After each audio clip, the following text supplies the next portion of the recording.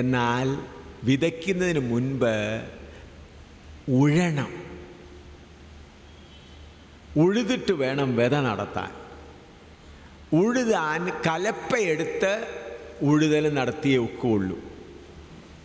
അത് മനസ്സിലാക്കാനായിട്ട് ചിന്തിച്ചാട്ടെ. നമ്മുടെ ജോജി പാസ്റ്റർ എവിടെ ഇരിക്കുന്നു? അദ്ദേഹം ഉള്ളതുകൊണ്ട് അദ്ദേഹം ക്ഷമിക്കുമെന്ന് വിചാരിക്കുന്നു. ജോജി എന്ന അദ്ദേഹം പാസ്റ്റർ എന്നല്ല ചിന്തിച്ചാട്ട്, അദ്ദേഹം കർത്താവിൻ്റെ ദാസനെ ഞാൻ ഓർപ്പിക്കാനായിട്ട് പറയുകയാണ്. അദ്ദേഹത്തിന് 10-40 ഏക്കർ പുരയിടം വസ്തു കിടക്കുക. പുള്ളിക്കാരൻ വലിയ ബിസിനസ്സുകാരനാണ്. അതുകൊണ്ട് അത്രയും സ്ഥലം അവിടെ കിടക്കുന്നത് കൊണ്ട് പുള്ളിക്കാരൻ അതിന് തേങ്ങയൊക്കെ ഇട്ടങ്ങനെ പോവുകയാണ്. ഞാൻ അതിൻ്റെ വസ്തുവിൻ്റെ ഒരു കോണിൽ പുറമ്പോക്കിൽ ഒരു ചെറ്റക്കുടിലിനകത്ത് താമസിക്കുന്ന ഒരാളാണ്. ഞാൻ ചിന്തിക്കുകയാണ്, ഈ ജോജി അദ്ദേഹത്തിൻ്റെ ഇത്ര 10-40 ഏക്കർ സ്ഥലം കിടക്കുന്നല്ലോ, ഞാൻ എന്ത് ചെയ്യാൻ? രഹസ്യമായിട്ട് 1-2 ടൊമാറ്ററിൻ്റെ വിത്ത് അവിടെയൊക്കെ അങ്ങ് ഇട്ടേക്കാം. അത് കിളിച്ച് വരുമ്പോൾ ചെന്ന് പോയി പറിച്ചാൽ മതിയല്ലോ. അപ്പം ഞാൻ ടൊമാറ്ററിൻ്റെ വിത്തുമായി ആ ജോജി അദ്ദേഹത്തിൻ്റെ പുരയിടത്തിൽ കയറി അങ്ങനെ ഇട്ടുകൊണ്ടിരിക്കുമ്പോൾ ജോജി അദ്ദേഹം വന്നു. താൻ എന്താണ് ഇവിടെ ചെയ്യുന്നത്?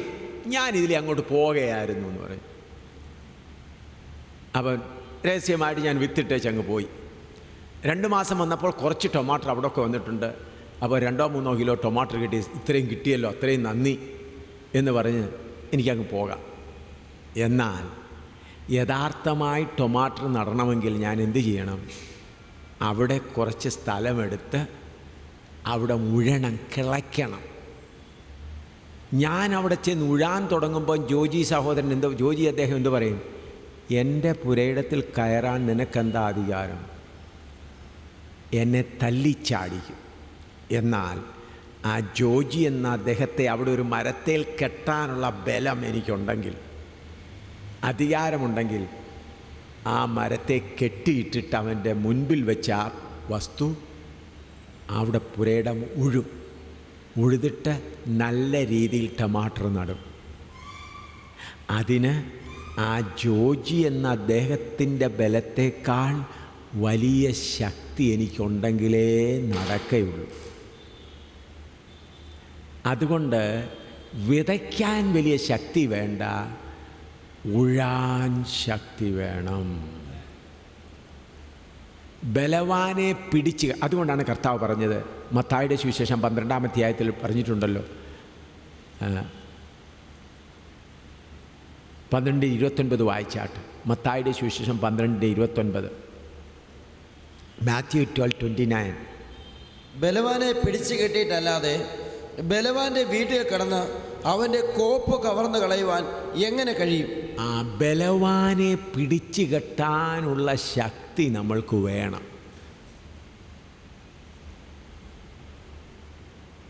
എങ്കിൽ മാത്രമേ കാര്യം നടക്കുകയുള്ളൂ. ഇന്നലെ നിങ്ങൾ കണ്ടല്ലോ, വചനം പ്രസംഗിച്ചു കഴിഞ്ഞു. അപ്പോൾ പ്രസംഗിച്ച് തീരുന്നതിന് മുൻപേ അദ്ദേഹം അവിടെ വന്നിരുന്നു. ഞാൻ കണ്ടു, ചേർത്ത് നിൽക്കുകയായിരുന്നു. ഞാൻ പ്രസംഗിച്ച് തീരുന്നതിന് മുൻപ് കുറച്ചു നേരം വഴക്കുണ്ടാക്കി വെച്ച് പോയി. പിന്നെ അടിക്കാനായിട്ടാണ് വേറെ രണ്ടുപേരും കൂടെ കുടിച്ചു വന്ന് എങ്ങനെയും അടി നടത്തണം എന്നാണ് രണ്ടാമതും വന്നത്. എങ്കിലും കർത്താവ് അവരെ നമ്മളെ അടിക്കാൻ അനുവദിച്ചില്ല. ഇന്നലത്തെ കാര്യമാണ്, ഇന്നലെ വൈകിട്ടത്തെ കാര്യം. ക്യാമറ എല്ലാം തല്ലിപ്പൊട്ടിക്കാൻ എല്ലാം ഒരു വേറെ രണ്ടുപേരെയും ഒരുക്കി വന്നതായിരുന്നു. എന്നാൽ കർത്താവ് അതിന് അനുവദിച്ചില്ല. ഇവിടെ സാധാരണ സുവിശേഷം പറഞ്ഞതേ ഉള്ളൂ. അപ്പോഴേക്കും ഇവിടുത്തെ ദൈവം എന്ത് ചെയ്തു? തലപൊക്കി. എന്നാൽ യേശുക്രിസ്തു മാത്രം ദൈവം എന്നുള്ളത് പറയാതെ ഞാൻ രോഗശാന്തി പറഞ്ഞുകൊണ്ടിരുന്നതിൽ ഒരുത്തരും ഓരോ ബഹളവും ഉണ്ടാകുകയില്ലായിരുന്നു. അവരും വന്ന് ക്യൂ ലൈനിൽ വന്ന് നിന്ന് പ്രാർത്ഥിച്ചേച്ച് പോകുമായിരുന്നു. അപ്പോൾ യഥാർത്ഥ സുവിശേഷം പറയണമെങ്കിൽ അത് യുദ്ധമാണ്. ആ യുദ്ധത്തിന് ആത്മാവിൻ്റെ ബലത്താൽ പിടിച്ചു കെട്ടിയിട്ട് വേണം കാര്യങ്ങൾ നടത്താൻ. ഇന്ന് സുവിശേഷം അറിയിക്കുന്നതിനെക്കുറിച്ചുള്ള ശരിയായ വെളിപ്പാട് അനേകർക്കും ഉണ്ടായിട്ടില്ല. മത്തായിയുടെ സുവിശേഷം 10-ാം അധ്യായം 5 മുതൽ 10 വരെ വായിച്ചാട്ട്. മത്തായിയുടെ സുവിശേഷം 10-ാം അധ്യായം 5 മുതൽ 10 വരെ. Matthew chapter 10 verse 5 to 10. ഈ 12 പേരെയും യേശു അയക്കുമ്പോൾ അവരോട് ആജ്ഞാപിച്ചതെന്നാൽ ജാതികളുടെ അടുക്കൽ പോകാതെയും ശമര്യരുടെ പട്ടണത്തിൽ കടക്കാതെയും ഇസ്രയേൽ ഗൃഹത്തിലെ കാണാതെ പോയ ആടുകളുടെ അടുക്കൽ തന്നെ ചെല്ലുവിൻ. നിങ്ങൾ പോകുമ്പോൾ സ്വർഗരാജ്യം സമീപിച്ചിരിക്കുന്നു എന്ന് ഘോഷിപ്പിൻ. രോഗികളെ സൗഖ്യമാക്കുവിൻ, മരിച്ചവരെ ഉയർപ്പിപ്പിൻ, കുഷ്ഠരോഗികളെ ശുദ്ധമാക്കുവിൻ, ഭൂതങ്ങളെ പുറത്താക്കുവിൻ. സൗജന്യമായി നിങ്ങൾക്ക് ലഭിച്ചു, സൗജന്യമായി കൊടുപ്പിൻ. ഇവിടെ കർത്താവ് അവരെ അയക്കുമ്പോൾ പറയുന്നത്, പോയി രോഗികളെ സൗഖ്യമാക്കുവീൻ, ഭൂതങ്ങളെ പുറത്താക്കുവീൻ, അത്ഭുതങ്ങളൊക്കെ ചെയ്യാനാണ് പറഞ്ഞത്. അവരൊന്ന് റിപ്പോർട്ട് കൊടുക്കുന്നു. ലൂക്കോസിൻ്റെ സുവിശേഷം 10:17 വായിച്ചാൽ, ലൂക്കോസിൻ്റെ സുവിശേഷം 10:17, ലൂക്കോസ് 10:17. ആ 70 പേർ സന്തോഷത്തോടെ മടങ്ങി വന്നു. കർത്താവേ, നിന്റെ നാമത്തിൽ ഭൂതങ്ങളും ഞങ്ങൾക്ക് കീഴടങ്ങുന്നു എന്ന് പറഞ്ഞു. ഭൂതങ്ങൾ ഞങ്ങൾക്ക് കീഴടങ്ങുന്നു. അവൻ അവരോട്, സാത്താൻ മിന്നൽ പോലെ. മതി. അപ്പോൾ 10 അവർ മടങ്ങി വന്നപ്പോൾ, കർത്താവേ, നീ പറഞ്ഞ കാര്യങ്ങളെല്ലാം നടക്കുന്നു, ഭൂതങ്ങൾ ഞങ്ങൾക്ക് എന്ത് ചെയ്യുന്നു? കീഴടങ്ങും. അവരെ അതിനുവേണ്ടി അയക്കുമ്പോൾ യേശുവിൻ്റെ നാമം മാത്രം ഉപയോഗിക്കാനേ പറഞ്ഞിട്ടുള്ളൂ. യേശുവിൻ്റെ നാമത്താൽ ഭൂതങ്ങൾ പുറത്താക്കപ്പെടുന്നു. യേശുവിൻ്റെ നാമത്തിൻ്റെ ശക്തിയാൽ രോഗികൾ സൗഖ്യമാകും. അപ്പോൾ അവർ പറഞ്ഞത് ദൈവരാജ്യം സമീപമായിരിക്കുന്നു എന്നാണ്. എന്നാൽ കർത്താവായ യേശു ക്രിസ്തു നമ്മുടെ പാപത്തിനു വേണ്ടി വില കൊടുത്ത് ഈ ലോകത്തിൽ നിന്ന് സ്വർഗങ്ങളിലേക്ക് പോകുമ്പോൾ എന്താണ് പറഞ്ഞിരിക്കുന്നത്? മത്തായി 28:18 മുതൽ 20 വരെ വായിച്ചാൽ, മത്തായി 28:18 മുതൽ 20 വരെ. യേശു അടുത്ത് ചെന്ന്, സ്വർഗത്തിലും ഭൂമിയിലും സകല അധികാരവും എനിക്ക് നൽകപ്പെട്ടിരിക്കുന്നു. ആകയാൽ നിങ്ങൾ പുറപ്പെട്ട് പിതാവിന്റെയും പുത്രന്റെയും ആകയാൽ നിങ്ങൾ പുറപ്പെട്ട് അവിടെ ഇവിടെയും രോഗികളെ സൗഖ്യമാക്കി സഭ സ്ഥാപിപ്പീൻ എന്നാണോ എഴുതിയിരിക്കുന്നത്? പറഞ്ഞാട്ടെ. ആകയാൽ നിങ്ങൾ പുറപ്പെട്ട് എൻ്റെ നാമത്തിൽ രോഗികളെ സൗഖ്യമാക്കി, മുടന്തരെ സൗഖ്യമാക്കി, കുരുടന്മാരെയും സൗഖ്യമാക്കി, ഭൂതങ്ങളെ വെളിപ്പാക്കി എൻ്റെ സഭ സ്ഥാപിപ്പീൻ. അങ്ങനെയാണോ എഴുതിയിരിക്കുന്നത്? വായിച്ചാട്ടെ, എന്താ അവിടെ എഴുതിയിരിക്കുന്നത് എന്താണെന്ന് വായിച്ചാട്ടെ. ആകയാൽ നിങ്ങൾ പുറപ്പെട്ട് പിതാവിൻ്റെയും പുത്രൻ്റെയും പരിശുദ്ധാത്മാവിൻ്റെയും നാമത്തിൽ സ്നാനം കഴിപ്പിച്ചും ഞാൻ നിങ്ങളോട് കൽപ്പിച്ചതൊക്കെയും പ്രമാണിക്കാൻ തക്കവണ്ണം ഉപദേശിച്ചും കൊണ്ട് സകല ജാതികളെയും ശിഷ്യരാക്കിക്കൊള്ളുവിൻ. ഞാനോ ലോകാവസാനത്തോളം എല്ലാ നാളും നിങ്ങളോട് കൂടെ ഉണ്ട് എന്നരുളി ചെയ്തു. ദൈവരാജ്യത്തിൻ്റെ പണി ആരംഭിക്കുന്നത് പെന്തക്കോസ്ത് നാൾ മുതലാണ്. അത് രോഗശാന്തിയിലല്ല ആരംഭിച്ചത്, അത്ഭുതങ്ങളിലല്ല ആരംഭിച്ചത്, ഭൂതങ്ങളെ പുറത്താക്കിക്കൊണ്ടല്ല ആരംഭിച്ചത്, മനുഷ്യരെ പിടിച്ച് ശിഷ്യരാക്കിക്കൊണ്ടാണ് ആരംഭിച്ചത്. ഭൂതങ്ങളെ പുറത്താക്കാൻ, രോഗികളെ സൗഖ്യമാക്കാൻ യേശുവിൻ്റെ നാമം മതി. എന്നാൽ ശത്രുവിൻ്റെ അധീനത്തിൽ കിടക്കുന്നവരെ പിടിച്ചു കൊണ്ടുവരണമെങ്കിൽ ആത്മാവിൻ്റെ ബലം പ്രാപിക്കണം. ഇന്ന് ഈ ശുശ്രൂഷയാണോ കേരളത്തിൽ നടക്കുന്നത്? അപ്പോസ്തലനായ പത്രോസ് എഴുന്നേറ്റ് പ്രസംഗിച്ചു, 3000 പേര് ശിഷ്യരായി. ആ പ്രസംഗം നിങ്ങൾ വായിക്കുകയും, യേശു ക്രിസ്തു സൗഖ്യമാക്കുന്നവനെന്ന് ഒരു വാക്കെങ്കിലും അവിടെ പറഞ്ഞിട്ടുണ്ടോ? അവർക്ക് പറയാമായിരുന്നു, യേശു സൗഖ്യമാക്കും, നിങ്ങൾ വിശ്വസിപ്പീൻ. അവരുടെ ഹൃദയത്തെ കുത്തുന്ന പാപത്തിൻ്റെ കാര്യം പറഞ്ഞ് അവരുടെ ഹൃദയം ഉഴുകയായിരുന്നു ചെയ്തത്. അവരുടെ ഹൃദയത്തെ എന്ത് ചെയ്തു? ഉഴുതു. അവിടെ ഹൃദയത്തെ ഉഴുതു കഴിഞ്ഞപ്പോൾ മനുഷ്യൻ്റെ ഹൃദയത്തിൽ എന്താണുള്ളത്? നിങ്ങൾ വായിക്കാൻ മത്തായി സുവിശേഷം 11-ാം അധ്യായത്തിൽ അതിൻ്റെ 11-ാം അധ്യായത്തിൽ വായിച്ചിട്ടുണ്ടല്ലോ. 11-ാം അധ്യായത്തിൻ്റെ മനുഷ്യൻ്റെ ഹൃദയത്തിൽ ധനത്തിൻ്റെയും എന്താണ് അതിൻ്റെ 23-ാം വാക്യമാണത്. മത്തായിയുടെ സുവിശേഷം 13-ന്റെ ചെയ്യപ്പെട്ടതോ. ഒരുത്തൻ വചനം കേൾക്കുന്നുവെങ്കിലും ഈ ലോകത്തിന്റെ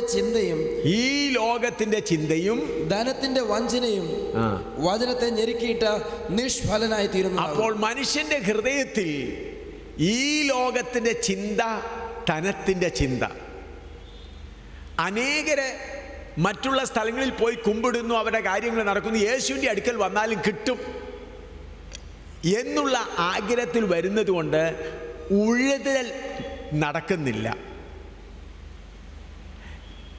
ഈ വചനമാകുന്ന വിത്ത് കൊണ്ടുവരേണ്ടത് പരിശുദ്ധാത്മാവാണ്. ഒരു പാസ്റ്റർക്കും വചനമാകുന്ന വിത്ത് കൊണ്ടുവരാൻ കഴിയയില്ല.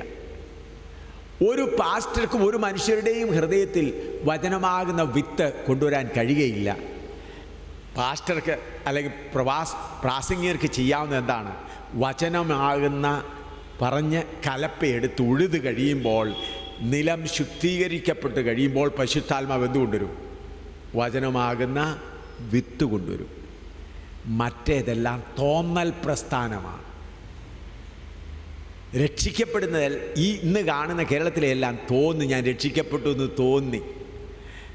ഇപ്പം കർത്താവായ യേശുക്രിസ്തുവിൻ്റെ സ്നേഹത്തെക്കുറിച്ച് പറയുമ്പോൾ ഹൃദയം കരച്ചിൽ വരും. ഞാൻ ഒരു സംഭവം പറയട്ടെ. ഇവിടെ കോട്ടയത്തിനടുത്താണ്, കോട്ടയത്തിനടുത്ത് പള്ളത്ത് അവിടെ വലിയൊരു യോഗം നടക്കുകയാണ്. വലിയ യോഗം, 6-7 ദിവസത്തെ യോഗമാണ്. ഞാൻ ഇംഗ്ലീഷിൽ പ്രസംഗിക്കുന്നു, വേറൊരാളത് മലയാളത്തിൽ തർജ്ജമ ചെയ്യുന്നു. 3-ാമത്തെ ദിവസം അന്നെല്ലാം യോഗം നടക്കുമ്പോൾ എല്ലാവരെയും എഴുന്നേൽപ്പിച്ച് നിർത്തി ആരാധിക്കുമായിരുന്നു. 3-ാമത്തെ ദിവസം എല്ലാവരും എഴുന്നേൽപ്പിച്ച് ആരാധിച്ചുകൊണ്ടിരിക്കുമ്പോൾ ആയിരക്കണക്കിന് ആളുകൾ, എത്ര ആയിരം ഉണ്ടെന്ന് എനിക്ക് പറഞ്ഞാൽ, വലിയ പുരുഷാരമാണ്, വലിയ ഓപ്പൺ ഗ്രൗണ്ടിലാണ്. ഞാൻ സ്റ്റേജിൽ നിൽക്കാൻ തർജ്ജമ ചെയ്യുന്നവരുണ്ട്. ഹാലേലൂയ പാടി എല്ലാവരും ആരാധിച്ചുകൊണ്ടിരിക്കുമ്പോൾ സ്റ്റേജിൻ്റെ ഫസ്റ്റ് ലൈനിൽ തന്നെ സഹോദരിമാരിൽ ഒരു സഹോദരി കസേരയിലിരിക്കുകയാണ്. അപ്പോൾ എനിക്ക് മനസ്സിലായി പാരലൈസ്ഡാണ്, തലയിൽ അനക്കാൻ വയ്യ. ഞാൻ ചോദിച്ചു, സഹോദരി ഓടണോ? ഉടനെ സഹോദരിക്ക് വാതനം സംസാരിക്കാൻ കഴിയില്ല, ഇങ്ങനെ തലയനക്കി. ഞാൻ പറഞ്ഞു, യേശുവിൻ്റെ നാമത്തിൽ എഴുന്നേറ്റ് ഓടാൻ പറഞ്ഞു. ആ സഹോദരന്മാരുടെ ഇടയ്ക്കൂടെ വഴിയുണ്ട്. എഴുന്നേറ്റ് ഒരൊറ്റ ഓട്ടം, അങ്ങോട്ടോടി ഇങ്ങോട്ട് തിരിച്ചോടി വന്നു. പിന്നാണ് മനസ്സിലായി, 18 വർഷമായി വീൽ ചെയറിലാണ് ആ സഹോദരി. പുള്ളിക്കാരത്തിൻ്റെ ഭർത്താവ് ഒരു പാസ്റ്ററാണ്. അപ്പോൾ ഈ സംഭവം കണ്ടപ്പോൾ എൻ്റെ ഹൃദയത്തിലൊരു സന്തോഷം പോലെ തോന്നി. ഏതോ ഒരു വലിയ കാര്യം നടന്നതുപോലെ. പ്രസംഗം തുടങ്ങിയിട്ടില്ല, ഞാൻ സ്റ്റേജിൽ നിൽക്കുക. എൻ്റെ കൂടെ ഇവിടെ അടുത്ത് നിങ്ങളുടെ കോട്ടയത്ത് പള്ളത്തെ കാര്യമാണ് ഈ പറയുന്നത്. അപ്പോൾ ഏതോ വലിയ കാര്യം നടന്നതുപോലെ അങ്ങനെ വന്നപ്പോൾ എൻ്റെ മേൽ വലിയൊരു അഭിഷേകം ഇങ്ങ് വന്നു. വലിയ അഭിഷേകം വന്നിട്ട് എൻ്റെ കൈയും കാലും വിറയ്ക്കുന്ന പോലെ, എനിക്ക് നിൽക്കാൻ വയ്യ. വലിയ സ്റ്റേജാണ്, ഞാനിങ്ങനെ നടക്കുകയാണ്, ഭയങ്കര അഭിഷേകം. അതിൻ്റെ കൂടെ ഒരു ശബ്ദം, preach the compassion of Jesus, യേശുവിൻ്റെ ദയയെക്കുറിച്ച് പ്രസംഗിക്കും. വലിയ ഒരത്ഭുതം നടന്നു. ജനങ്ങളെല്ലാം ഇളകിയിരിക്കുകയാണ്. എൻ്റെ മേൽ ഭയങ്കര അഭിഷേകം, വിറയ്ക്കുകയാണ്, എനിക്ക് കൺട്രോൾ ചെയ്യാൻ വയ്യ. അപ്പം ഒരു ശബ്ദം എന്താ കേൾക്കുന്നത്? Preach the compassion of Jesus. അകത്ത് നിന്ന് ചെറിയൊരു ശബ്ദം, ശിഷ്യരാക്കണോ അത്ഭുതം നടത്തണോ? ശ്രദ്ധിച്ചോ, എൻ്റെ ഉള്ളിൽ വന്ന ചെറിയ ശബ്ദം എന്താണ്? ശിഷ്യരാക്കണോ അത്ഭുതം. ഞാൻ കാല് തറയിൽ ഉറച്ചു വിട്ട് ഞാൻ ശിഷ്യരാക്കുമെന്ന് പറഞ്ഞു. അപ്പോഴേക്ക് അഭിഷേകം ഒന്ന് വിട്ടുപോയി. എനിക്ക് പള്ളത്ത് സ്റ്റേജിൽ വെച്ച് ഉണ്ടായ സംഭവമാണ് ഞാൻ നിങ്ങളോട് പറയുന്നത്. ആരുടെയും കടമെടുത്ത് പറഞ്ഞതല്ല.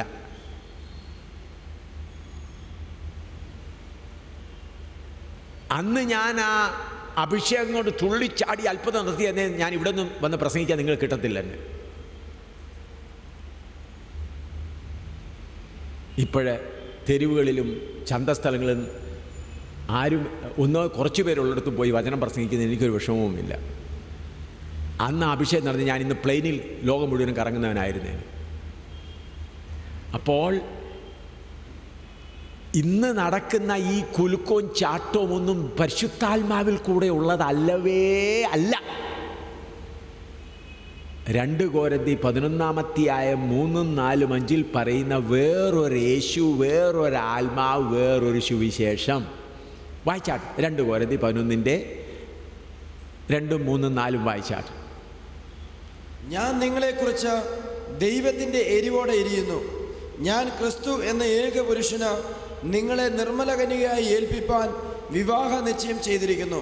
എന്നാൽ സർപ്പം ഹവ്വായെ ഉപായത്താൽ ചതിച്ചതുപോലെ നിങ്ങളുടെ മനസ്സ് ക്രിസ്തുവിനോടുള്ള ഏകാഗ്രതയും നിർമ്മലതയും വിട്ട വഷളായി പോകുമോ എന്ന് ഞാൻ ഭയപ്പെടുന്നു. ഒരുത്തൻ വന്ന് ഞങ്ങൾ പ്രസംഗിക്കാത്ത മറ്റൊരു യേശുവിനെ പ്രസംഗിക്കുകയോ നിങ്ങൾക്ക് ലഭിക്കാത്ത വേറൊരു ആത്മാവെങ്കിലും നിങ്ങൾ കൈക്കൊള്ളാത്ത വേറൊരു സുവിശേഷമെങ്കിലും ലഭിക്കുകയോ ചെയ്യുമ്പോൾ നിങ്ങൾ പൊറുക്കുന്നത് ആശ്ചര്യം. അവിടെ വേറൊരു സുവിശേഷം, വേറൊരു യേശു, വേറൊരാത്മാവ്. ഗലാത്യർ 1-4 മുതൽ വായിച്ചാട്ടെ. 6-7-8 വായിച്ചു. ഗലാത്യർ 1-6-7-8.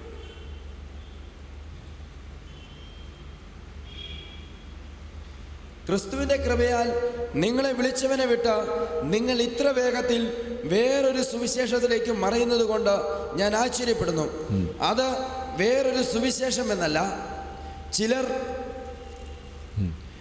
നിങ്ങളെ കലക്കി ക്രിസ്തുവിൻ്റെ സുവിശേഷം മറിച്ചു കളയുവാൻ ഇച്ഛിക്കുന്നു എന്നത്രേ. ക്രിസ്തുവിൻ്റെ സുവിശേഷം മറിച്ചു കളയുവാൻ നോക്കുന്നു. അങ്ങനെയുള്ളവർ കർത്താവിൻ്റെ അടുക്കൽ വന്ന് മത്തായിയുടെ സുവിശേഷം 7-21 മുതൽ 23 വരെ വായിച്ചാട്ട്. മത്തായി സുവിശേഷം 7-21 മുതൽ 21 വരെ. എന്നോട് കർത്താവേ കർത്താവേ എന്ന് പറയുന്നവൻ ഏവനുമല്ല, സ്വർഗസ്ഥനായ എൻ്റെ പിതാവിൻ്റെ ഇഷ്ടം ചെയ്യുന്നവനത്രേ സ്വർഗരാജ്യത്തിൽ കടക്കുന്നത്. കർത്താവേ കർത്താവേ, നിന്റെ നാമത്തിൽ ഞങ്ങൾ പ്രവചിക്കുകയും നിന്റെ നാമത്തിൽ ഭൂതങ്ങളെ പുറത്താക്കുകയും നിന്റെ നാമത്തിൽ വളരെ വീര്യപ്രവൃത്തികൾ പ്രവർത്തിക്കുകയും ചെയ്തില്ലയോ എന്ന് പലരും ആ നാളിൽ എന്നോട് പറയും. അന്ന് ഞാൻ അവരോട് ഞാൻ ഒരു നാളും നിങ്ങളെ അറിഞ്ഞിട്ടില്ല. അവർ ആരുടെ നാമത്തിലാണ് ചെയ്യുന്നത്? യേശുവിൻ്റെ നാമത്തിലാണ്. പക്ഷേ കർത്താവ് പറയുന്നതാണ്, ഞാൻ നിങ്ങളെ ഒരു നാളും അറിഞ്ഞിട്ടില്ല. അധർമ്മം പ്രവർത്തിക്കുന്നവരെ എന്നെ വിട്ടു പോകുവിനെന്ന് തീർത്തു പറയും. ഇന്ന് കേരളത്തിൽ നടക്കുന്ന സുവിശേഷ പ്രവർത്തനങ്ങളിൽ പരിശുദ്ധാത്മാവ് എവിടെല്ലാം ഉണ്ടെന്നുള്ളത് ആ പ്രവർത്തനത്തെ വചനപ്രകാരം തൂക്കി നോക്കിയാൽ മാത്രമേ മനസ്സിലാക്കുള്ളൂ. പരിശുദ്ധാത്മാവ് എവിടെയെല്ലാം ഉണ്ടെന്നുള്ളത്. ആത്മാവുണ്ട്. ഒരു സംഭവം കൂടെ പറയട്ടെ. കുറച്ച് വർഷങ്ങൾ മുൻപ് ഞാൻ ഇരവിപേരൂരിൽ പ്രസംഗിക്കുകയായിരുന്നു. അവിടുന്ന് വൈകിട്ട് വിശ്രമിക്കുമ്പോൾ 11 മണിക്ക് ഞാൻ വീട്ടിൽ നിന്നപ്പോൾ മാവേലിക്കരയിൽ നിന്ന് ഒരു കർത്താവിൻ്റെ ദാസൻ, ഞാൻ വളരെ ബഹുമാനിക്കുന്ന ഒരു കർത്താവിൻ്റെ ദാസൻ, എന്നേക്കാൾ 10-11 വയസ്സ് കൂടുതൽ പ്രായമുള്ള ഒരു കർത്താവിൻ്റെ ദാസനാണ്. അന്ന് അദ്ദേഹം കർത്താവിൻ്റെ വേലയിലായിട്ട് 42 വർഷത്തിൽ കൂടുതലായി. അദ്ദേഹം എന്നോട് പറഞ്ഞു, ശാമുവേൽ കുട്ടി, എൻ്റെ ആത്മാവിനെ ഒന്ന് പരിശോധിക്കണം. ഞാൻ പറഞ്ഞു, അച്ചായൻ എന്തായി പറയുന്നേ? ഇല്ല. അപ്പം ഞാൻ യോഗം കഴിഞ്ഞ് വന്ന് ക്ഷീണിച്ച് 11 മണിയായി വിശ്രമിക്കാനുള്ള സമയത്തിൽ പോകുമ്പോഴാണ് എൻ്റെ മുറിയിൽ വന്ന് പറയുകയാണ്. അപ്പോൾ പറഞ്ഞ, അച്ചായ കാര്യം എന്താ? ഞാൻ 40 ദിവസം ഉപവാസം ഇരുന്നു. 40-ാം ദിവസം എനിക്കൊരു വലിയൊരു അഭിഷേകം കിട്ടി. അതിനുശേഷം ഏതെല്ലാം രോഗിയുടെ മേൽ ഞാൻ കൈവച്ചാൽ അവർക്കെല്ലാം ഉടൻ സൗഖ്യമാണ്.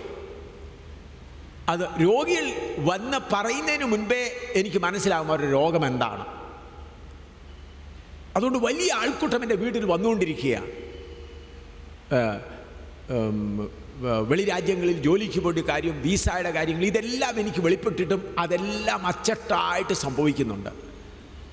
ഈ മാസവും ഞാൻ 1,30,000 രൂപയോളം ബാങ്കിൽ കൊണ്ടിട്ടു എന്ന് പറഞ്ഞു. കാരണം ഓരോരുത്തർ കൊണ്ടുവന്ന് ബക്കറ്റിനകത്ത് 10,000 20,000 കെട്ടുകണക്കിന് പണം ഇടുന്നതെന്ന് പറഞ്ഞു. ഞാൻ പറഞ്ഞു, അച്ഛാ നല്ലതല്ലയോ? എന്നാ പറഞ്ഞു, എൻ്റെ ഹൃദയത്തിൽ ഒരു ചിന്ത, ഈ വരുന്നവരെല്ലാം ഭൗതികമായ കാര്യങ്ങൾക്ക് വേണ്ടിയാണല്ലോ ഇവർ രക്ഷിക്കപ്പെടുന്നുണ്ടോ എന്നൊരു ചിന്ത വന്നപ്പോൾ ആരോ എന്നോട് പറയുന്നത് പോലെ എം ശ്യാമലിൻ്റെ അടുക്കൽ പോയി നിൻ്റെ ആത്മാവിനെ പരിശോധിക്കുക എന്ന് പറഞ്ഞു. അത് ഞാൻ വന്നതാണെന്ന് പറഞ്ഞു. രാത്രി പോയി. അപ്പോൾ ഞാൻ പറഞ്ഞു, അച്ഛാ ഒന്നിരിക്കുക. ഞാൻ തലയിൽ കൈവച്ചപ്പോൾ ഒന്ന് ഞെട്ടി. അപ്പോൾ എനിക്ക് മനസ്സിലായി ആത്മാവ് ശരിയല്ല. ഞാൻ പറഞ്ഞു, കർത്താവേ, എന്നേക്കാൾ വളരെ പ്രായമുള്ളൊരു കർത്താവിൻ്റെ ദാസനാണ്. 42 വർഷം, അന്നത്തെ 42 വർഷം കർത്താവിൻ്റെ വേലയിലായിരിക്കുകയാണ്. അദ്ദേഹത്തിൻ്റെ കീഴിൽ കർത്താവിൻ്റെ വേലക്കാരുണ്ട്. അദ്ദേഹം ഉത്തരവാദിത്തോട് ചെയ്യുന്ന ആളാണ്, മാവേലിക്കരക്കാരനാണ്. ഞാൻ അച്ചായം വിശ്രമിക്കുക. ഞാൻ കർത്താവിനോട് പ്രാർത്ഥിച്ചു, കർത്താവേ എന്താണ്? അദ്ദേഹത്തെ അടുത്ത മുറിയിൽ വിശ്രമിക്കാനേ വിട്ടു. കർത്താവ് പറഞ്ഞു, ഒന്ന് ഷൈനാകാൻ ആഗ്രഹമുണ്ടായി. എൻ്റെ മിനിസ്ട്രി ഒന്ന് വിളങ്ങണം, എൻ്റെ വേലയൊന്ന് തെളിയണം. അതിനുവേണ്ടി ഉപവാസം വരുന്ന അന്നേരം നല്ലപോലെ മിനുക്കുന്നവൻ അഭിഷേകിച്ചതാണെന്ന് പറഞ്ഞു. അപ്പം 4 മണിക്ക് ഞാൻ അദ്ദേഹത്തെ വിളിച്ച് എഴുന്നേൽപ്പിച്ചു. എഴുന്നേറ്റ് നമുക്ക് പ്രാർത്ഥിക്കാമെന്ന് പറഞ്ഞു. ഞാൻ പറഞ്ഞു, അച്ചായ പറ, എന്തുകൊണ്ടാണ് ഉപവാസം വരുന്നത്? അദ്ദേഹം പറഞ്ഞു, എനിക്കൊന്ന് തിളങ്ങണം, എൻ്റെ വേലയൊന്ന് ഷൈനാകണമെന്നൊരാഗ്രഹം എനിക്കുണ്ടായിരുന്നു. അതിനുവേണ്ടിയാണ് പ്രാർത്ഥിച്ചത്. അപ്പോൾ ഞാൻ പറഞ്ഞു, പ്രാർത്ഥിക്കാം. ശക്തി വെളിപ്പെട്ടു. ഘോര യുദ്ധം ആ കർത്താവിൻ്റെ ദാസന് പറഞ്ഞത്. എത്ര ആയിരം ദാസന്മാരെയാണ് ഞാൻ അഭിഷേകിച്ച് ഇന്ത്യയിലും കേരളത്തിലും അമേരിക്കയിലും എൻ്റെ വേല നടത്തിക്കൊണ്ടിരിക്കുന്നത്. ഏകദേശം 3/4 മണിക്കൂറോളം മല്ലയുദ്ധം ചെയ്ത് കഴിഞ്ഞപ്പോൾ ആ ശക്തി കീഴടങ്ങി, വിട്ടുപോയി. ഉടനെ ആ അച്ചായൻ പറയാൻ തുടങ്ങി, എനിക്ക് പരിശുദ്ധാത്മാവിൻ്റെ ശരിയായ നിറവ് വേണം. വീണ്ടും കരഞ്ഞ് പ്രാർത്ഥിക്കാൻ തുടങ്ങി. ഏകദേശം അരമണിക്കൂറോളം പ്രാർത്ഥിച്ചപ്പോൾ ദൈവം തൻ്റെ ആത്മാവിനാൽ ആ കർത്താവിൻ്റെ ദാസനെ നിറയ്ക്കുവാനിടയായി. എഴുന്നേറ്റ് നിന്ന് നെഞ്ചത്ത് കൈവച്ചുകൊണ്ട് ഇങ്ങനെ പറയണം, എൻ്റെ കർത്താവേ, എനിക്കൊന്നും ഷൈനാകണ്ട, നീ ഏത് വേല എന്നെ ഏൽപ്പിക്കുന്നു അതെനിക്ക് ചെയ്താൽ മതി. ഈ ആത്മാവിനെ എന്നിൽ നിന്ന് മാറ്റരുത് എന്ന് കരഞ്ഞുകൊണ്ട് പറയാൻ തുടങ്ങി. ഞാൻ പറയാൻ വന്നത്, പ്രിയമുള്ളവരെ, അന്ധകാര ശക്തി കേരളത്തെ മൂടിക്കൊണ്ടിരിക്കുകയാണ്. ഈ രോഗശാന്തിയെല്ലാം നടത്തുന്നത് ദൈവത്തിൻ്റെ ആത്മാവാണെന്ന് നമുക്ക് തീർച്ചയായും പറയുവാൻ കഴിയുകയില്ല.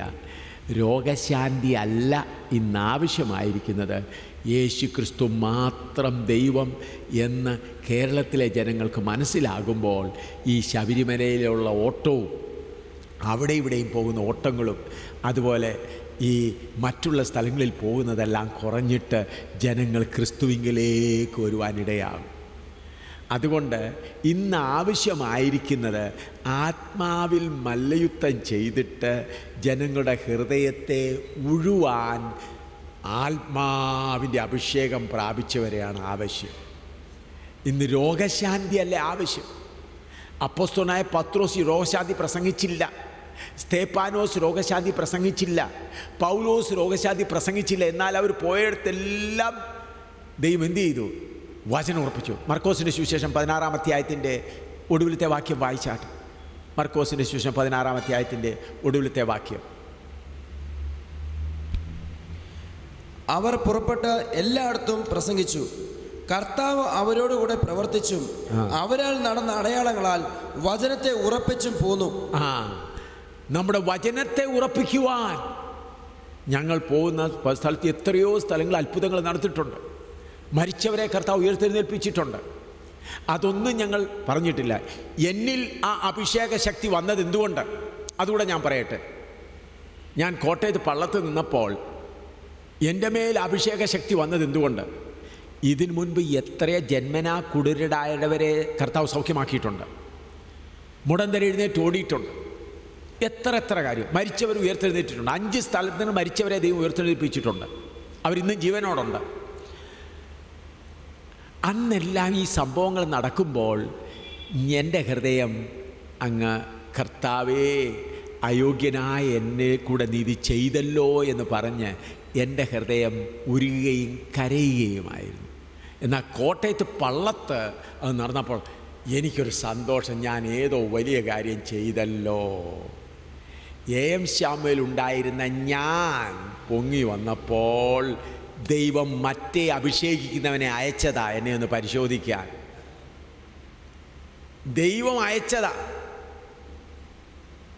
ദൈവം അയക്കുമോ? നമുക്ക് വായിക്കാം. 1 തെസ്സലോനിയിൽ എടുത്താട്ട്. ദൈവം അങ്ങനെ അയക്കുമോ? ഇപ്പം നിങ്ങൾ ചോദിക്കും, ഈ പറയുന്നത് എന്താ, വചനത്തിന് വിരുദ്ധമല്ലയോ ഈ പറയുന്നത്? 2 തെസ്സലോനി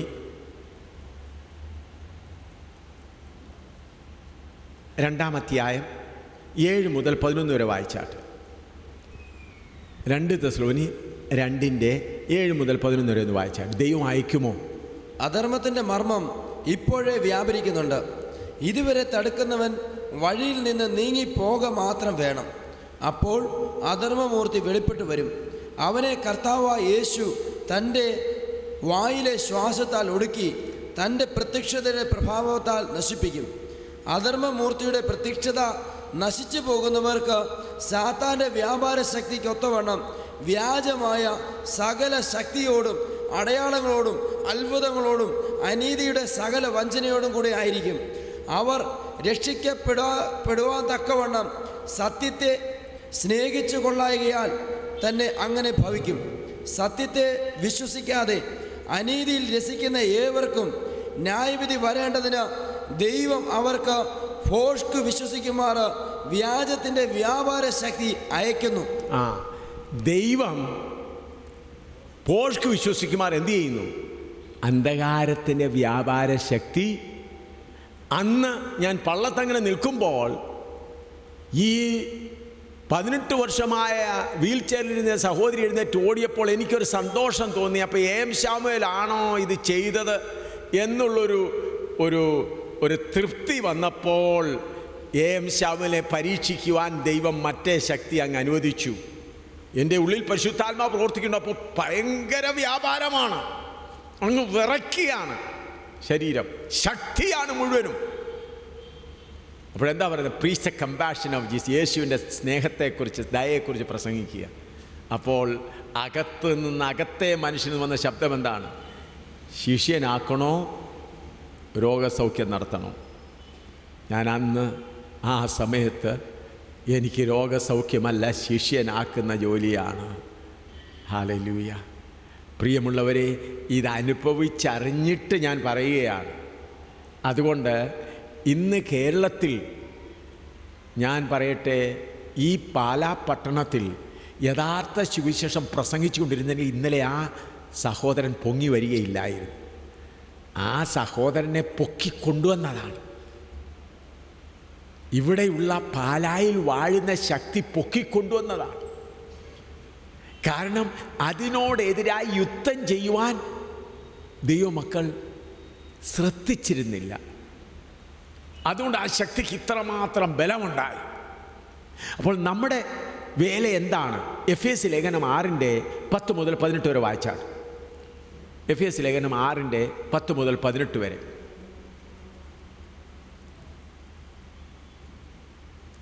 ഒടുവിൽ കർത്താവിലും അവൻ്റെ അമിത ബലത്തിലും ശക്തിപ്പെടുവിൻ.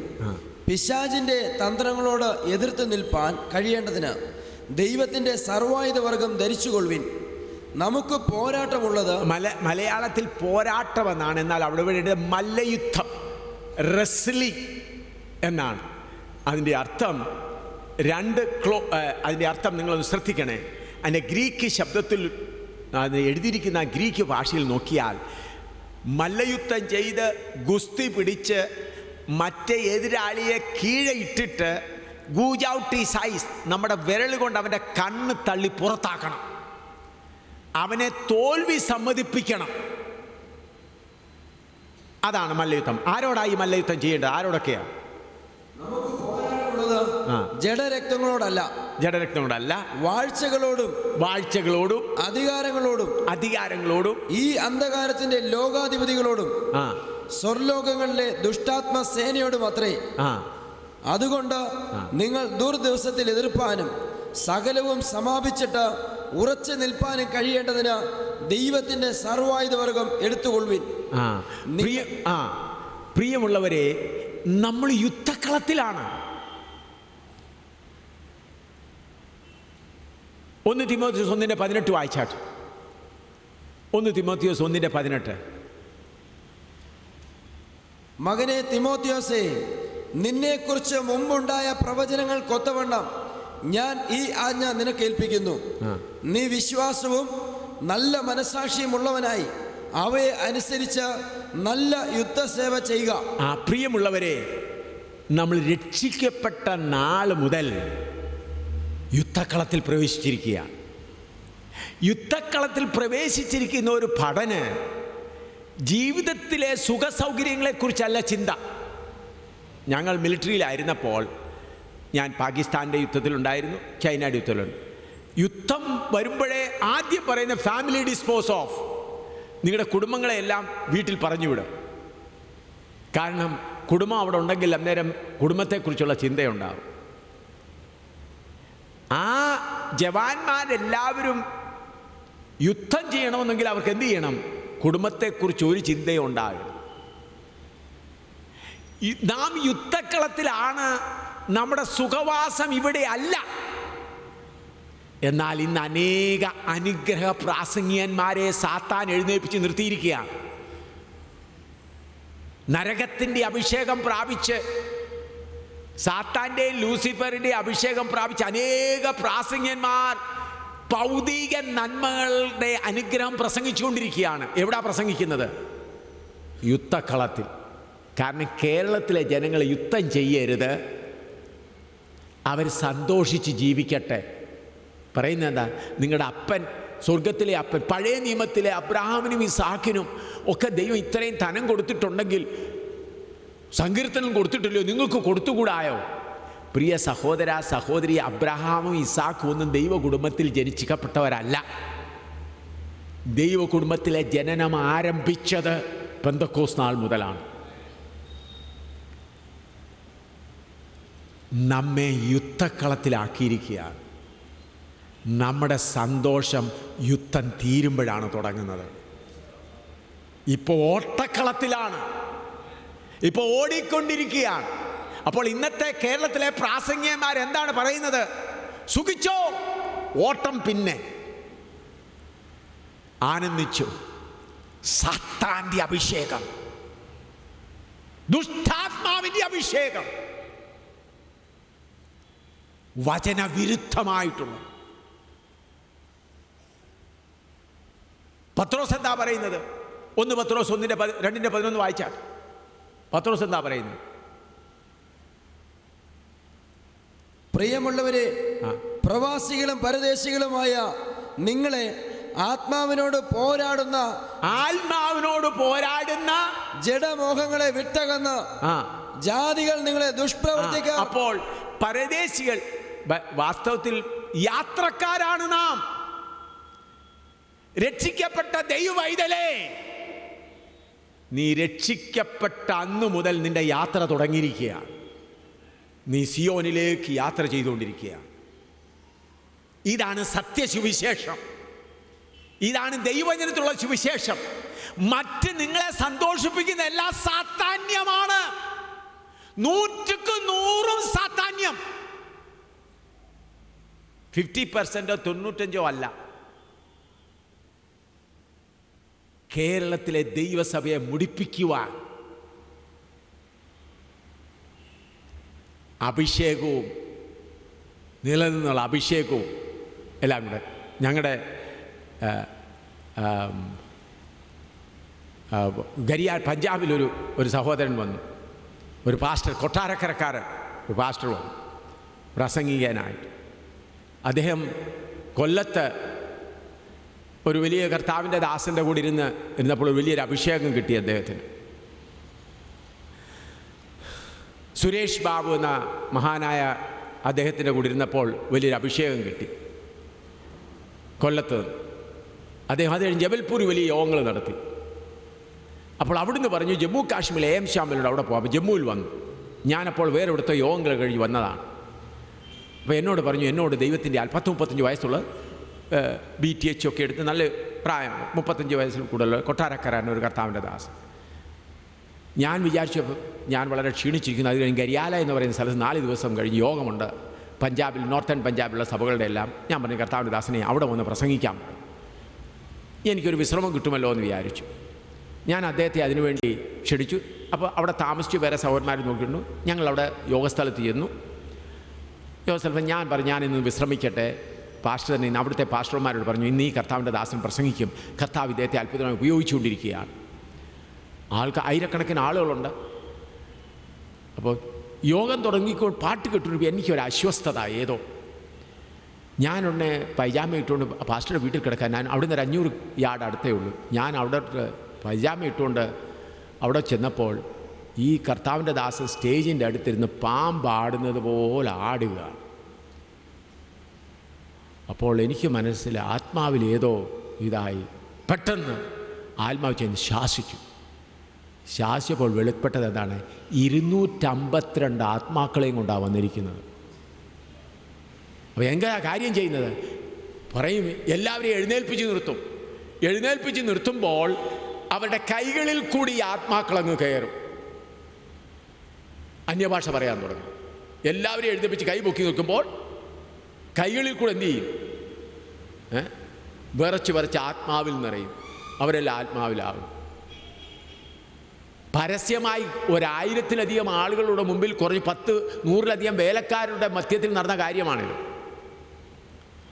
40 ദിവസം സുരേഷ് ബാബു എന്ന് പറഞ്ഞ മഹാനായ അദ്ദേഹത്തിൻ്റെ കൂടെ ഇരുന്ന് കൊല്ലത്തിരുന്ന് ഉപവാസം കഴിഞ്ഞു കിട്ടിയപ്പോൾ കിട്ടിയ ആത്മാവാണിത്.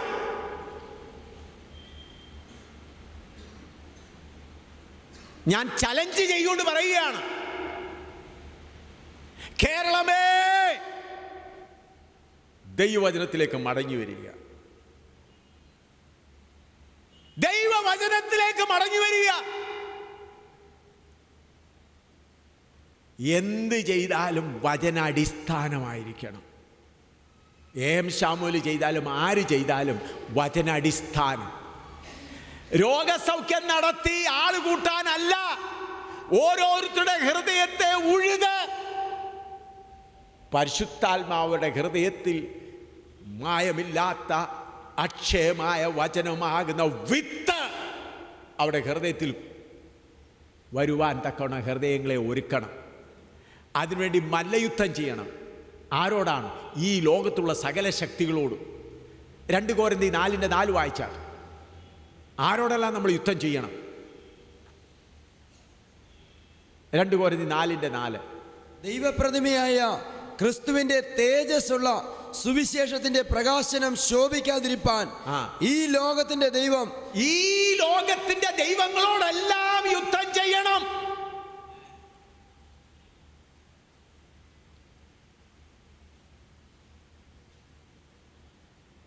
വാഴ്ചകളോടും അധികാരങ്ങളോടും ഓരോരുത്തർക്കും. നിങ്ങൾക്കറിയാം, ഞങ്ങളിവിടെ വരുന്നതിന് മുൻപ്, ഇങ്ങോട്ട് വരുന്നതിന് മുമ്പേ ഒരാഴ്ച ഡൽഹിയിലായിരുന്നു. ദൈവത്തിൻ്റെ ആത്മാവ് പ്രത്യേകമായി ഒരു പ്രേരണ തന്നു. കാരണം കഴിഞ്ഞ വിൻ്റർ സെഷനിൽ ഒരു ദിവസം പോലും പാർലമെൻറ്റ് നടത്താൻ അനുവദിച്ചില്ല. വിപക്ഷങ്ങളെല്ലാം കൂടി. എന്തിനായിരുന്നു? ഞാൻ പ്രാർത്ഥിച്ചു, കർത്താവ് എന്തുകൊണ്ടാണ്? അപ്പോൾ പാർലമെൻറ്റ് നടത്താൻ അവരെ കഴിഞ്ഞില്ലെങ്കിൽ ഓരോരുത്തരുടെ നിയമം, ലോ അവരവരുടെ കൈകളിലെടുക്കാം. BJPക്ക് അവരുടെ ഇഷ്ടത്തിന് നടത്താം, കോൺഗ്രസിന് അവരുടെ ഇഷ്ടത്തിന് നടത്താം. സുവിശേഷത്തിനെതിരായി അവർക്ക് അവരുടെ ഇഷ്ടം പോലെ പ്രവർത്തിക്കാനുള്ള വഴിയൊരുക്കാനാണ്. അപ്പോൾ ഞാനും എൻ്റെ കൂടെ ഉണ്ടായിരുന്ന കർത്താവിൻ്റെ ദാസിദാസും ഡൽഹിയിലുള്ള സഭകളെല്ലാം കൂടി ഞങ്ങൾ ഈ ഒരാഴ്ച ജാനുവരി 1 മുതൽ 7 വരെ ഭയങ്കര മല്ലയുദ്ധമായിരുന്നു. ഓരോരോ സ്ഥലങ്ങളിൽ. നിങ്ങൾ ആദ്യം ജമാ മസ്ജിദ്, ഡൽഹിയിലേക്ക് ഏറ്റവും വലിയ, ഇന്ത്യയിലെ ഏറ്റവും വലിയ മുസ്ലിങ്ങളുടെ ഇതാണ് ജുമാ മസ്ജിദ്. അവിടെ പോയി ആത്മാവിൽ യുദ്ധം ചെയ്തുകൊണ്ടിരുന്നു. അതിനുശേഷം ജൈൻ ക്ഷേത്രങ്ങളും മറ്റുള്ള ക്ഷേത്രങ്ങളെല്ലാം ആത്മാവിൽ യുദ്ധം ചെയ്തുകൊണ്ടിരുന്നു. അത് കഴിഞ്ഞ് ഇന്ത്യയുടെ ഭരണം ആരംഭിച്ചത് നിങ്ങൾക്കെല്ലാവരും ലാൽ കിലായിൽ ഉണ്ട്. അതിനകത്തൊരു സിംഹാസനം മുഗൾ എംപറേഴ്സിൻ്റെ, അവിടെയാണ് ഡൽഹി ആരംഭിച്ചത്. അവിടെ യുദ്ധം ചെയ്തു. അതിനുശേഷം ഇന്ത്യ ഗേറ്റിലും പാർലമെൻറ്റിന് ചുറ്റും, അതുപോലെ പ്രസിഡൻറ്റിൻ്റെയും സെക്രട്ടേറിയറ്റിൻ്റെയും പ്രൈം മിനിസ്റ്ററുടെയും അവിടെ ആ ഗ്രൗണ്ടിലിരുന്ന് ഞങ്ങൾ ഈ കഴിഞ്ഞ ഒരാഴ്ച മല്ലയുദ്ധം നടത്തുകയായിരുന്നു. കാരണം ഈ ശക്തികളെ പിടിച്ചടക്കിയെങ്കിൽ മാത്രമേ ഇന്ത്യയിൽ സുവിശേഷം ഇനിയും തുടർന്നു കൊണ്ടുപോകാൻ കഴിയുകയുള്ളൂ. അവിടെയായി വളരെ സാത്താന്യ ശക്തികൾ വളരെ ശക്തിയോടെ എഴുന്നേറ്റ് നിന്നുകൊണ്ടിരിക്കുകയാണ്. ഈ ലോകത്തിൻ്റെ ദൈവങ്ങളോട് ദൈവമക്കൾ മല്ലയുദ്ധം ചെയ്യണം. ഈ ലോകത്തിൻ്റെ ദൈവങ്ങൾ ആളുകളെ പിടിച്ച് അടക്കി വച്ചുകൊണ്ടിരിക്കുകയാണ്. അപ്പോൾ ഈ ലോകത്തിൻ്റെ ദൈവങ്ങളായവരോട് മല്ലയുദ്ധം ചെയ്ത് അവരെ പിടിച്ച് അവരുടെ കയ്യിൽ നിന്ന് വിടുവിച്ചിട്ട് അവരുടെ ഹൃദയത്തിൽ വചനമാകുന്ന പാപത്തെക്കുറിച്ചും ഈ ലോകത്തിൻ്റെ ആഗ്രഹങ്ങളെക്കുറിച്ച് പറഞ്ഞ് അവരുടെ ഹൃദയം ഉഴുതു കഴിയുമ്പോൾ പരിശുദ്ധാത്മാവാകുന്ന ദൈവം രക്ഷയുടെ വിത്ത് അവരുടെ ഹൃദയത്തിൽ കൊണ്ടുവരും.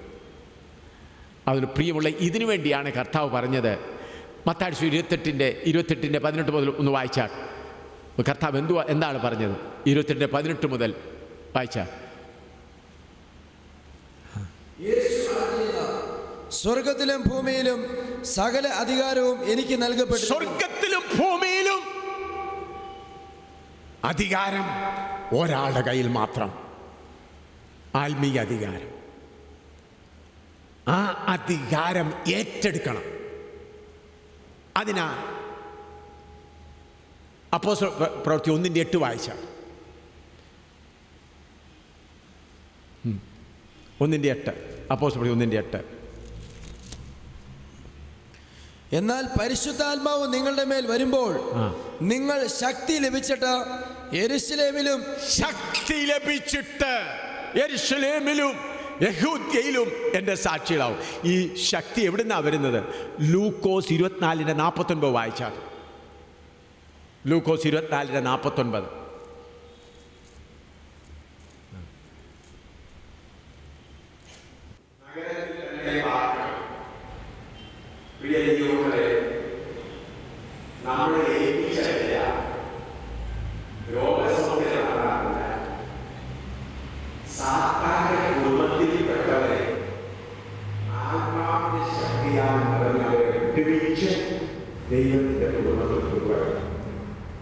നമ്മുടെ മൂത്ത സഹോദരനാകുന്ന യേശുക്രിസ്തു അവൻ്റെ രക്തം വരെ ചിന്തി ഈ യുദ്ധത്തിനു വേണ്ടി. നിങ്ങൾ വിട്ടേരെ, നിങ്ങൾ ചിന്തിക്കേണ്ട. നമ്മുടെ മൂത്ത സഹോദരനാകുന്ന ക്രിസ്തു എന്തു ചെയ്തു? തൻ്റെ അവസാന തുള്ളി രക്തം വരെയും കൊടുത്തു. നമ്മൾ ആ കുടുംബത്തിൻ്റെ അംഗങ്ങളാണെങ്കിൽ നമ്മുടെ രക്തം വരെ കൊടുത്ത് കേരളത്തെ നേടണം. ഇവിടെയുള്ള സകല ശക്തികളെയും മുട്ടുകുത്തിക്കണം. അതിനാണ് പരിശുദ്ധാത്മാവിനെ ദൈവം തന്നിരിക്കുന്നത്. ഉയരത്തിലെ ശക്തി, രോഗസൗഖ്യം നൽകാൻ ശക്തി വേണ്ട, യേശുവിൻ്റെ നാമം മതി. എന്നാൽ ഈ അന്ധകാര ശക്തികളെ യേശുവിൻ്റെ പേരും പറഞ്ഞ് വരുന്ന ശക്തികൾ ഏതൊക്കെയാണെങ്കിലും ആ ശക്തികളെയെല്ലാം മുട്ടുകുത്തിക്കണം. ഇപ്പോൾ ആ ക്ഷേത്രത്തിൽ പോകാൻ ആളുകൾക്ക് താല്പര്യമില്ല. അവൻ്റെ അമ്മ വളരെ കാളിദേവിയുടെ ഭക്തിയായിരുന്നു. അവൾക്കും പോകാൻ താല്പര്യമില്ല. അങ്ങനെ ക്ഷേത്രങ്ങളെ കാലിയാക്കണം. അതിനാണ് പരിശുദ്ധാത്മ ശക്തി തന്നിരിക്കുന്നത്. അന്യഭാഷ പറഞ്ഞ് ചാടിക്കടക്കാനല്ല, ആത്മാവിൻ്റെ ശക്തി പ്രാപിക്കുക. കേരളത്തിലെ ദൈവജനമേ, നമ്മൾക്ക് ലഭിച്ചിരിക്കുന്ന യഥാർത്ഥ വെളിപ്പാട് എന്താണെന്ന് മനസ്സിലാക്കി എന്ത് വിലയും